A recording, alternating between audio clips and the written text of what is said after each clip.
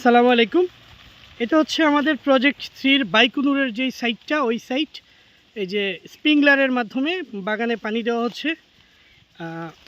আমাদের এই সাইটটাতে কিন্তু শুধুমাত্র বাইকুনুর দেওয়া, বাণিজ্যিকভাবে আমরা ফল বিক্রির উদ্দেশ্যে এটা করছি। এই যে দেখেন, আমাদের কিন্তু প্রচুর বাইকুনুর এই সাইটটাতে ধরছে আলহামদুলিল্লাহ।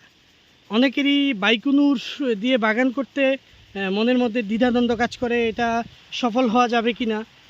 আসলে বাইকুনুর খুবই ভালো জাত, এখানে বাণিজ্যিকভাবে সফল না হওয়ার কিছু নাই।